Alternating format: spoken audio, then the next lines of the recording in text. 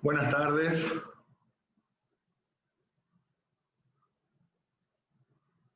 Buenas tardes. Buenas tardes.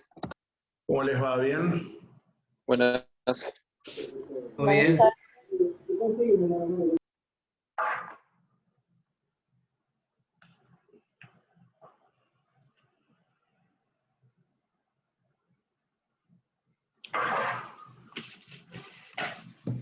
Bueno, ya estamos prácticamente llegando al final.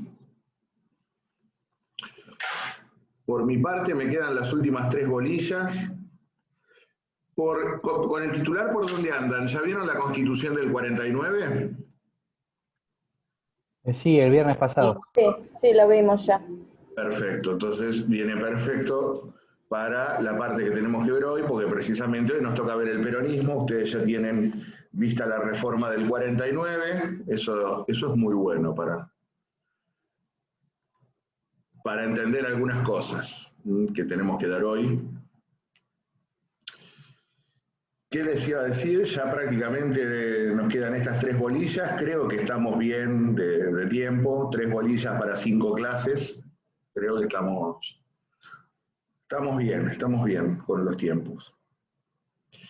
Porque mi idea es, si logro tomarles el parcial el 17 de junio, ustedes a la semana siguiente tienen el parcial del doctor, el viernes 25, ¿verdad?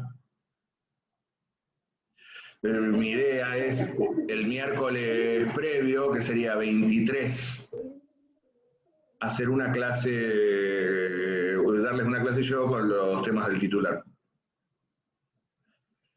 Pero para eso necesito de esa semana. Así que vamos a tratar de ir rápido, pero entendible, obviamente. No sé si tienen alguna pregunta para hacerme. No, quizás pregunta no, pero sí se me estoy haciendo un repaso desde el principio, ya como estudiando, y es como que en algunas cuestiones se me superponen los temas. Está bien que sea así, por ejemplo, la crisis del 89-90 se me superpone, pero, lógicamente con la presidencia de Juárez Celman. Claro, y bueno, la crisis económica es lo que desencadena el final precipitado de su presidencia. Claro. Principalmente esas 2 bolillas, la 12 y la 13, al abarcar un periodo de tiempo tan grande como fueron 36 años, desde 1880 hasta 1916, yo las desarrollé lo más cronológico que pude en cuanto a las presidencias, pero hay temas que, en cuanto al orden que sigue el programa, hay temas que van, que vienen.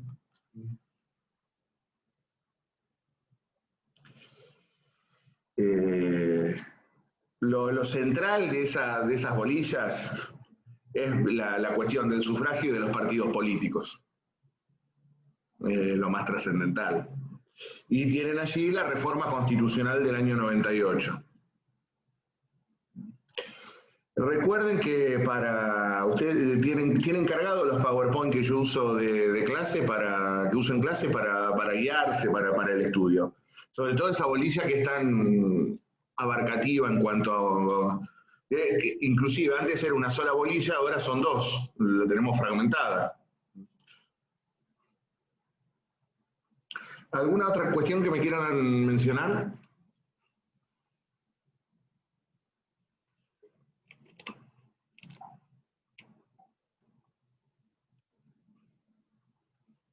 No. Bueno, y entonces vamos arrancando. Nosotros en la clase anterior vimos todo lo que fue el periodo que abarca 1930-1943, lo que denominamos la década infame, y dejamos precisamente con el golpe de Estado de aquel año 43 y el reconocimiento efectuado por la Corte Suprema de Justicia de la Nación de aquel gobierno de facto. Ahora tenemos que ver qué es lo que ocurrió durante ese gobierno de facto, porque precisamente el sucesor de aquel movimiento será nada más ni nada menos que el fundador de uno de los movimientos de masas más importantes de la Argentina y de América Latina. va a surgir el partido político que ha marcado la agenda política del país prácticamente durante los últimos 80 años. En consecuencia, es un momento clave, crucial de la historia argentina, y en una coyuntura histórica también muy particular, porque estaba emergiendo nada más ni nada menos que un nuevo orden mundial producto de la posguerra, de la segunda posguerra. Así que es lo que vamos a ver hoy. El periodo del gobierno de facto, que va de 1943 a 1946, y las dos presidencias peronistas de aquel entonces. Entonces, como ya hemos adelantado, el 4 de junio de 1943 se produce un golpe de Estado, el segundo golpe de Estado de este siglo XX. Las fuerzas de Campo de Mayo entran en la capital y toman la Casa de Gobierno. Está esa pequeña discusión, si quien asume el mando, aunque sea por un día, es el general Arturo Rawson, si juró, si no juró, la verdad, no es algo muy trascendente para nosotros. Lo cierto es que quien queda a cargo del Poder Ejecutivo de facto es el general Pedro Pablo Ramírez, un militar de extracción radical nacionalista, y que a su vez venía de ser nada más ni nada menos que el ministro de Guerra del general Castillo.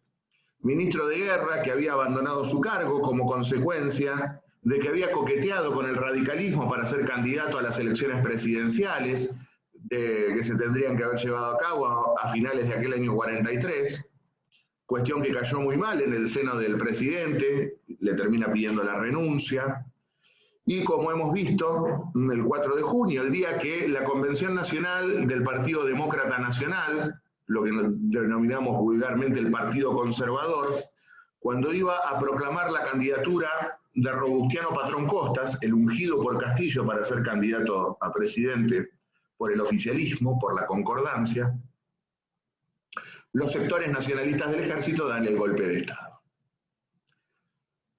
Dentro de ese sector ampliamente denominado nacionalista del ejército hay de todo, porque hay nacionalistas católicos, hay industrialistas que bogaban por un desarrollo económico autónomo del país, hay fascistas declarados y confesos, hay radicales, es decir, no tiene un claro norte político el movimiento golpista de 1943. Es un movimiento muy heterogéneo, inclusive dentro del seno de las propias Fuerzas Armadas, el que produce el movimiento golpista. En efecto, yo ya lo mencioné, los ideólogos del golpe no fue la alta oficialidad de las Fuerzas Armadas, sino que fueron oficiales subalternos, un grupo de oficiales nucleado en una logia denominada GOU, el Grupo de Oficiales Unidos, en el cual, reitero, anidan todas estas tendencias, nacionalistas católicos, industrialistas, radicales de corte nacionalista, hay de todo en el GOU. Luego veremos que ese GOU va a ir, en cierto modo, decantándose. Pero reitero, el golpe de Estado se dio en un contexto muy particular. Nadie lamentó la caída de Castillo, sinceramente. El golpe se produce frente a una total indiferencia por parte de la sociedad, frente a ya la descomposición de un sistema político que no la representaba en absoluto. En efecto, Castillo había surgido de las elecciones de 1937, primero como vicepresidente y luego de la renuncia de Ortiz, ya a cargo del Ejecutivo, en lo que fueron una de las elecciones más escandalosas de la historia argentina, en virtud del fraude que se había llevado a cabo. En consecuencia, a la sociedad le importó muy poco la suerte del gobierno de Castillo, pero tampoco tenía demasiadas expectativas anidadas en un gobierno que, reitero, no tenía una afiliación ideológica muy clara. Entonces, el golpe se da en este contexto de fuerte descomposición del sistema político, un sistema que ya no daba respuestas con los partidos tradicionales, es decir, el radicalismo y el socialismo completamente desprestigiados de cara a la sociedad, partidos que habían abdicado de su mandato histórico, partidos que habían nacido luchando por el sufragio y que habían terminado embarrados en el fango de la década infame. Es decir, el sistema político era de una ilegitimidad total. Pero, reitero, tampoco el ejército tenía un rumbo claro al momento de dar el golpe. Y a esto debe sumarse una fuerte crisis económica porque todavía el país seguía sin recuperarse de los coletazos de la Gran Depresión originada como consecuencia del crack de Wall Street de 1929. Reitero, hay de todo en este gobierno. Nacionalistas católicos, industrialistas, fascistas. Veremos que con el devenir de estos 3 años de gestión va a ir decantando hacia dónde derivaría el movimiento del golpe de Estado. Ahora, claramente, una figura que rápidamente va a cobrar notable protagonismo en el seno del gobierno de facto será un coronel que reclamará una repartición prácticamente de cuarto o quinto orden hasta ese momento, despreciada inclusive por los políticos y por sus propios colegas de armas, pero que este coronel transformaría en el bastión de su política social. Me estoy refiriendo a la figura del entonces coronel Juan Domingo Perón, que reclamará, dentro del reparto de cargos de este gobierno de facto, el Departamento Nacional del Trabajo, que él llevaría al rango de Secretaría de Estado, la célebre Secretaría de Trabajo y Previsión Social.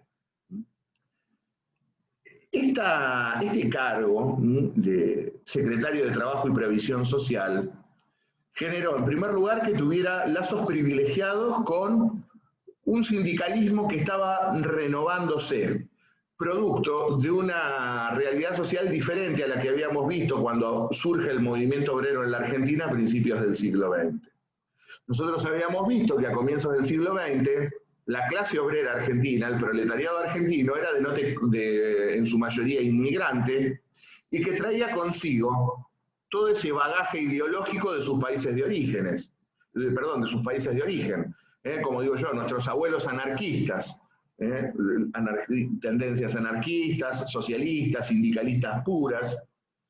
Pues bien, producto del proceso migratorio que se había verificado durante la década del 30, con esa migración que se da desde el interior hacia la capital, y el surgimiento de una nueva concentración de un proletariado industrial en los márgenes de Buenos Aires, genera también una realidad sindical distinta, porque está surgiendo un proletariado netamente argentino y que no tiene absolutamente nada que ver ideológicamente con aquel sindicalismo o aquel movimiento obrero de principios del siglo XX. Ahora bien, este movimiento sindical tampoco tiene un claro norte político. Podríamos decir, se encuentra huérfano de representación política. Y la conducción del movimiento obrero sería precisamente capitalizada por Perón desde la Secretaría de Trabajo. Secretaría de Trabajo desde la cual iba a dar impulso a una enorme e importante variación en la legislación laboral. Va a sufrir enormes cambios el derecho laboral en la Argentina durante este periodo de tiempo.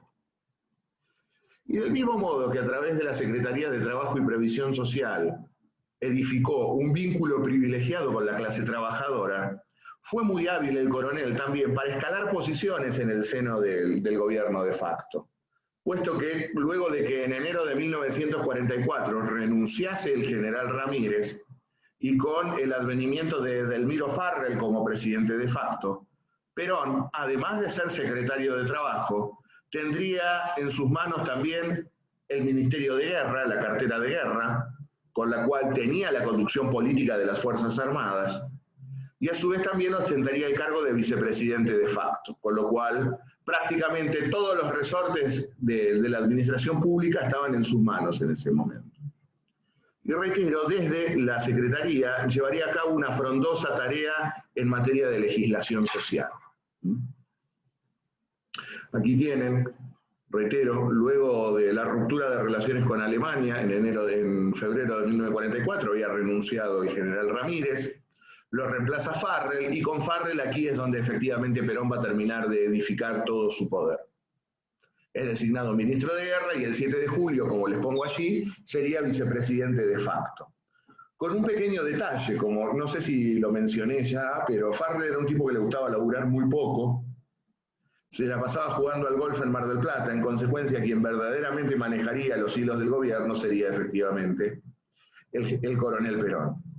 Ahora bien, ¿cuál es esta legislación que comienza a surgir promovida desde la Secretaría de Trabajo? Habrá un abierto cambio de paradigma en materia del derecho laboral.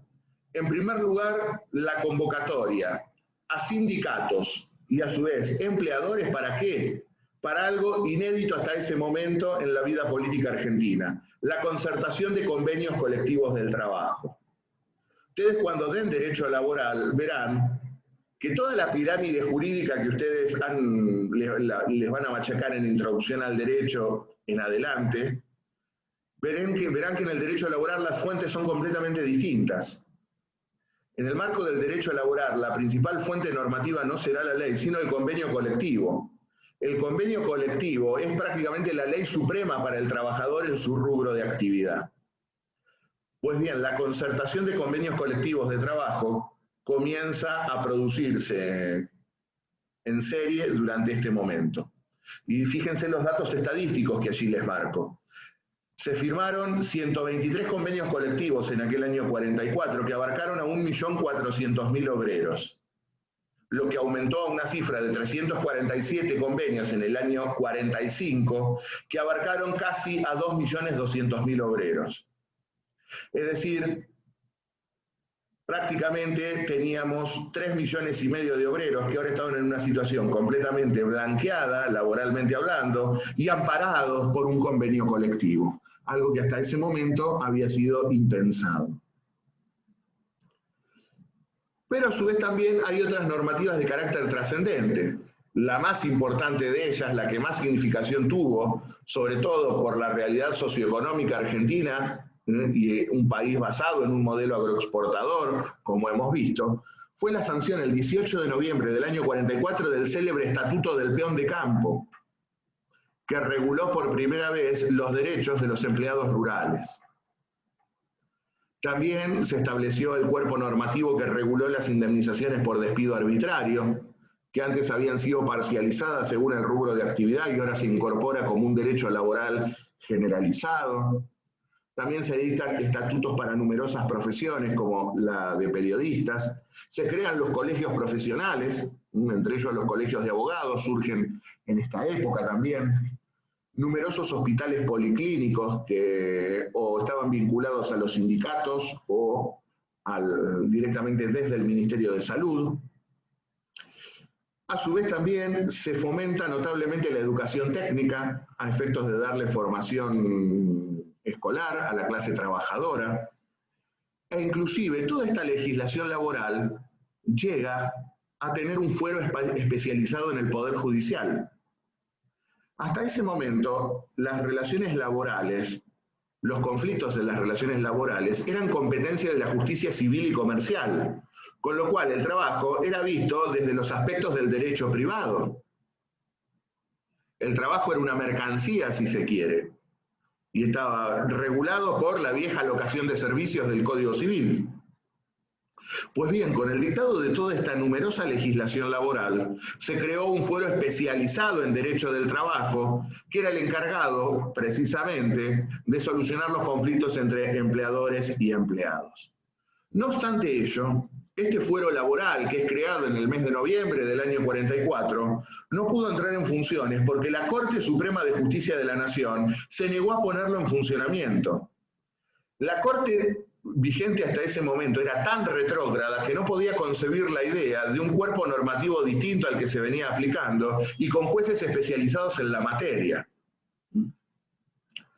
Y una medida que por ahí no está vinculada al derecho laboral, pero que es de enorme trascendencia, también durante esa presidencia de Farrell en el año 44, fue nada más ni nada menos que la nacionalización del Banco Central.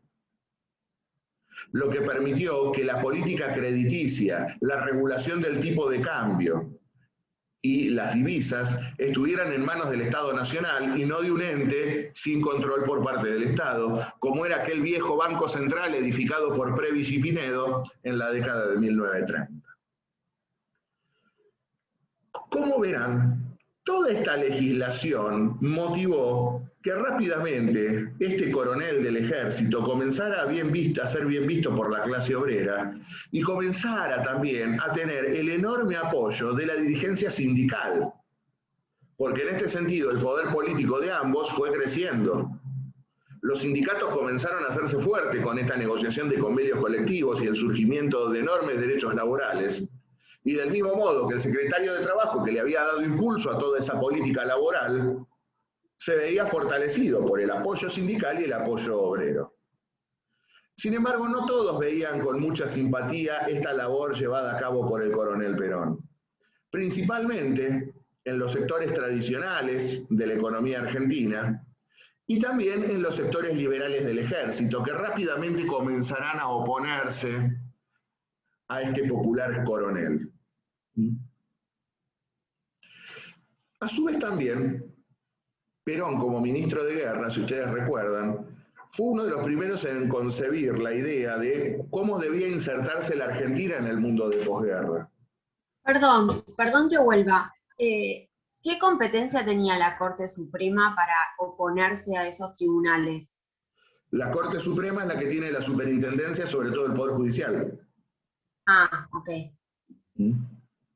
Cuando, si bien los tribunales, está bien, acá era un gobierno de facto, no había Congreso, pero la competencia para crear tribunales inferiores a la Corte es del Congreso. Claro, por eso. Los jueces tienen, sí, pero a la Corte no le preocupó que fuera por decreto de facto, a la Corte le preocupaba que fuera un fuero especializado, no le preocupaba quién nombró a los jueces. Que te iba a decir, la que pone en funcionamiento a los juzgados y la que le tiene que tomar juramento a los jueces es la Corte. Por lo tanto, vos podés cubrir todas las designaciones, pero si la Corte no pone en funcionamiento el juzgado, bien, no ocurre, no funciona, no toman posesión del cargo los jueces, por decirlo técnicamente. Lo que les venía diciendo en cuanto a la política exterior del gobierno también, es que Perón fue el primero en tratar de concebir cómo la Argentina se insertaría en este contexto de posguerra. Es por eso que crea un organismo de planeamiento económico y estratégico, que es el Consejo Nacional de Posguerra, para estudiar cuestiones de índole geopolítica a efectos de, luego de la errática política llevada a cabo por los distintos gobiernos durante la gran conflagración mundial, bueno, cómo nos íbamos a reinsertar en este nuevo orden mundial. Y como ya les dije, producto de esa neutralidad netamente pro-alemana que había mantenido primero Castillo, luego Ramírez y posteriormente Farrell, recuerden que recién declaramos la guerra prácticamente un mes antes de que los rusos entraran en Berlín, claramente éramos vistos como una nación derrotada en el escenario internacional. Y en este sentido, luego de la entrada argentina en la guerra y de la finalización del Congreso, de la finalización de la guerra, yo les mencioné en la clase anterior que prácticamente todas las legaciones diplomáticas habían marchado del país, la Argentina había quedado aislada internacionalmente. Inclusive hasta el embajador inglés se había ido, hecho inédito, porque si hay algo que tuvimos desde 1810 era embajada inglesa, precisamente. Comienzan a retornar y uno de los países que vuelve a abrir su embajada en Buenos Aires es nada más ni nada menos que los Estados Unidos, quien envía a un embajador con la clara intención de hacer política y de inmiscuirse en los asuntos internos del país. Me refiero a la figura de Sproul Braden, quien vendría claramente a imponer en el país la política delineada por los vencedores, la política de los tres grandes, delineada en la conferencia de Yalta, en febrero del año 45. Esto va a motivar claramente que toda la oposición política al gobierno de facto, y especialmente a la figura de Perón, comience a nuclearse alrededor del embajador de los Estados Unidos. Todos los viejos partidos políticos comienzan a hacerle oposición al gobierno, inspirados e instigados por el embajador de los Estados Unidos. Es decir, el que vino a dictar la marcha política, como un procónsul romano en tiempos del imperio, fue el embajador de los Estados Unidos. No es casualidad que ya cuando entremos en las elecciones del de febrero del año 46, uno de los eslóganes de campaña sería "Usted elige, o Braden o Perón", con esa habilidad que tuvo el candidato para poner en foco quién verdaderamente era el que movía los hilos de lo que sería la Unión Democrática. Y así es como ya entramos en el año 45, un año que, como diría Félix Luna en su célebre obra, El 45, uno de los mejores libros de historia argentina que se haya escrito, creo que es uno de los libros que mejor narra lo que fue ese año 45, uno de los libros que mejor explica el surgimiento del peronismo, y es un muy buen libro de peronismo teniendo en cuenta que está escrito por alguien que no es peronista precisamente.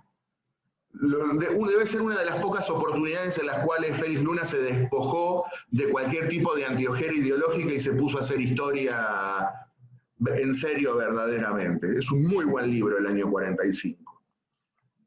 ¿Y qué es lo que ocurre en el año 45? Además del desarrollo de esta política laboral, la Argentina comienza a caminar de nuevo en el contexto internacional, con la presencia de Breiden en el país,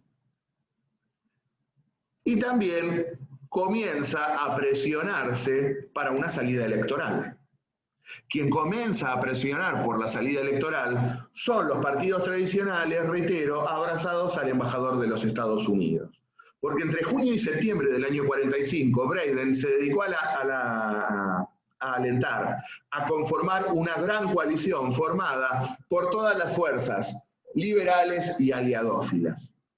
Y ahí adentro estaba de todo: el radicalismo, los viejos conservadores, el socialismo, el comunismo, la democracia progresista.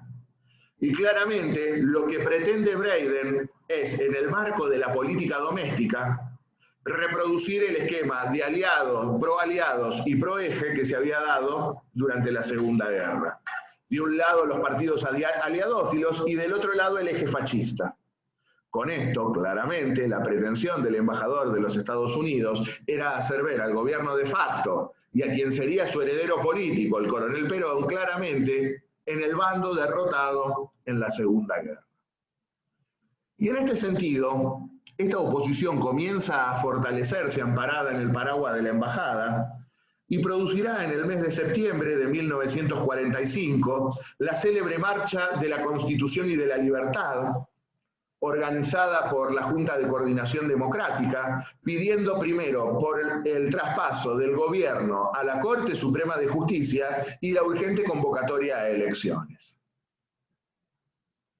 Esta conformación de este frente liberal y opositor al gobierno contaría con el aval de los sectores liberales del ejército, que no veían con buenos ojos la política social desplegada por Perón, pero a su vez también les daba alergia la figura de quien era en ese momento todavía la joven pareja del coronel Perón. Me refiero a la figura de María Eva Duarte, Evita para todos, una actriz de radioteatro en ese momento, que había conocido al coronel precisamente con motivo del festival para recaudar fondos a los damnificados por el terremoto de San Juan.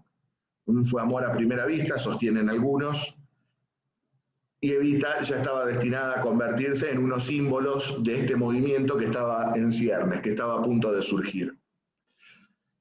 A los militares no les daba gracia en lo más mínimo que el coronel estuviera conviviendo en concubinato, para toda la moralina catolicucci, en concubinato y con una actriz, hija del demonio, encima hija ilegítima, hija del demonio, hija del pecado. Son tan ridículos.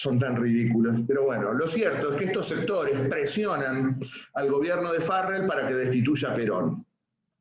Perón se ha tomado muchas atribuciones, es un demagogo, es un populista, esto no puede ser, el ejército no puede amparar esto, y presionan al gobierno de Farrell para que lo destituya. En efecto, el 9 de octubre de 1945, el general Eduardo Ábalos, a cargo del regimiento de Campo de Mayo, exige la renuncia de Perón a todos sus cargos y su detención. Farrell, que tenía menos brújula que el Titanic, cedió a las presiones y en consecuencia Perón es detenido y confinado en la isla Martín García. La detención de Perón genera un fuerte cimbronazo en el sistema político, porque claramente quien había sido el alma mater del gobierno, quien había llevado a cabo desde la Secretaría de Trabajo esa enorme y profusa legislación social, ahora estaba detenido. Y la pelota pasa del lado del movimiento obrero, ¿Qué hacer frente a esta situación? ¿Qué hacemos? No estaban clara tampoco la política a seguir por parte del movimiento obrero. Algunos consideraban que había que poner la pelota bajo la suela y ver qué pasa, desencillar hasta que aclare, como diríamos en el campo. Mientras que otros sectores estaban decididos a pedir por la libertad de quien consideraban el padre de muchas de las conquistas sociales que se habían producido durante este breve periodo de tiempo. Lo cierto es que el día 16 de octubre se reúne el Comité Central Confederal de la CGT y por tan solo 21 votos contra 19, es decir, fíjense lo dividido que estaba esto, 21 votos contra 19, se decide convocar a una huelga general para el día 18 de octubre, a efectos de reclamar por la libertad de Perón.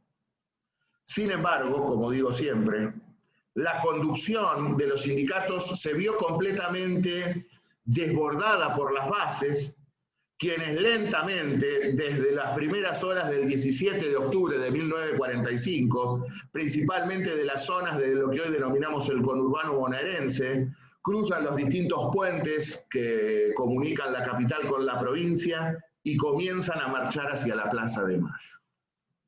Estaba gestándose el célebre 17 de octubre. Porque reitero, la huelga había sido convocada para el día 18. Sin embargo, reitero, fueron las bases las que directamente desoyeron a sus líderes sindicales y fueron las masas quienes espontáneamente decidieron marchar sobre la capital y reclamar por la libertad de quien ya consideraban su líder. Hay mucha mitología escrita acerca del 17 de octubre. Está la célebre obra de Cipriano Reyes, Yo hice el 17 de octubre. Algunos consideran que fue Evita, la autora intelectual del 17 de octubre. Puede ser que Evita haya movido algo, lo veo complicado porque estaba aislada, Perón detenido, incomunicado, Eva sin ningún contacto ni con los sindicatos ni con el gobierno. Cipriano Reyes representaba un sindicato importante, pero que tampoco era de un peso decisivo. Creo que el verdadero protagonista de la jornada, más allá de cualquiera que quiera pretenderse el padrinazgo sobre el mismo, fue el pueblo trabajador, claramente. Porque si no, hubiesen esperado a la orden de sus jefes sindicales. Y el pueblo decidió salir espontáneamente aquel 17 de octubre a pedir por la libertad de su jefe. Numerosas delegaciones de obreros, muchas que salieron de la zona de aquí de La Plata, principalmente fogoneadas por los sindicatos de la carne, de Berisso y de Ensenada, y enormes masas de trabajadores de esos talleres industriales que habían comenzado a desarrollarse durante la década del 30, marchan sobre la Plaza de Gobierno. Allí tienen imágenes de la célebre plaza. Frente a este panorama, la plaza comienza a llenarse, a llenarse, a llenarse, a llenarse, y Farrell comienza a ponerse nervioso. Como buen milico argento, ¿qué se le puede haber ocurrido a Farrell frente a tanta gente reunida en la plaza? Represión. Reprimir. Sí, represión. Pero con muy buen tino, le dijeron, reprimí vos si querés, nosotros no reprimimos. Ni la policía, ni las guarniciones que rodean Casa de Gobierno se animaron a reprimir. Y bueno, ¿y qué hago? No sabía qué hacer Farrell, verdaderamente no sabía qué hacer. En consecuencia lo manda a llamar a Perón, lo trae, pero no lo trae a la Casa de Gobierno, lo deja en el hospital, lo trae de Martín García, pero lo deja en el hospital militar. La gente presiona por Perón, presiona por Perón, presiona por Perón, eran las 10 de la noche y la gente seguía en la plaza. Y como surge muy bien en la película Evita, la película de Víctor Laplace y Esther Goris, con el libro de José Pablo Feynman, en un momento dice allí el personaje de Perón, a los milicos nos pone nervioso la gente en la plaza. Y Farrell estaba muy nervioso. Por lo tanto, lo hace llamar a Perón. Perón va, y Farrell le dice, por favor, Perón, sáqueme a esta gente de la plaza. Perón le dice, perfecto, Farrell, yo se la saco, pero esto no da para más, hay que convocar elecciones. Farrell le dice, yo te convoco a elecciones, yo hago lo que vos quieras, pero sacame a la gente de la plaza. Y en efecto, cerca de las 11 de la noche de aquel 17 de octubre, finalmente el entonces coronel sale al balcón de la Casa Rosada en la primera de esas sesiones, que ese diálogo particular que mantendría históricamente con el pueblo desde el balcón de la Casa Rosada. Como diría el propio Perón luego, cuando salí y vi a toda esa multitud congregada no sabía qué decirles, me quedé mudo prácticamente. Lo primero que atiné es hacerles cantar el himno mientras comencé a improvisar algo para decir, y luego de que sonaron las estrofas del himno nacional a capela por la gente reunida en la plaza, allí sí, claramente, Perón lanza su carrera política y su candidatura presidencial. Aquel célebre discurso de casa al trabajo, de trabajo a casa, y decide renunciar a su cargo de oficial del ejército argentino para claramente organizar su candidatura presidencial. Renuncio a lo más soñado para un militar como son las palmas de general, para ser por siempre el coronel del pueblo, como dijo el general en aquel discurso, el todavía coronel, perdón, en aquel discurso. Y ya claramente, en este contexto entonces, el gobierno de facto de Farrell convoca elecciones para el 24 de febrero de 1946. Ahora bien, Perón tenía un pequeño problemita de cara a las elecciones. No tenía partido político, porque claro, tenía el apoyo de vastos sectores de las Fuerzas Armadas y la oposición de otros, tenía prácticamente abroquelada a la clase trabajadora atrás de él, pero no tenía una estructura política, no tenía un partido político. Lo primero que se le ocurrió a Perón es, bueno, ¿cuál era el principal partido popular de la Argentina? El radicalismo. Obviamente no iba a hablar con los alvearistas, fue a hablar con el dirigente irigoyenista cordobés Amadeo Sabatini, quien había sido gobernador de la provincia de Córdoba, se ofrece como candidato a presidente del sabatinismo. Sabatini, que también era no desconozco su filiación irigoyenista, pero era tan irigoyenista que se creía que todavía estaba en 1916. No había entendido que habían pasado 30 años. Se mostró con aquella vieja intransigencia irigoyenista que ya a esta altura no daba para más. Y esto luego lo relataría don Arturo Frondizi, luego de que se reúne con Perón. Frondizi le dice a Sabatini, estamos dejando pasar una oportunidad histórica. No, quédese tranquilo, pibe. Mañana Perón va a venir a ofrecerme a mí la candidatura presidencial. Todavía lo está esperando Sabatini a Perón. Lo cierto es que un sector del radicalismo va a apoyar la candidatura de Perón. El radicalismo vuelve a fracturarse una vez más. El tronco tradicional, que será opositor, y por otro lado lo que se conoció como la UCR, la Unión Cívica Radical Junta Renovadora, apoyará la candidatura presidencial de Perón, lo que le dio una estructura en todo el país, fiscales y militantes de base para la campaña electoral.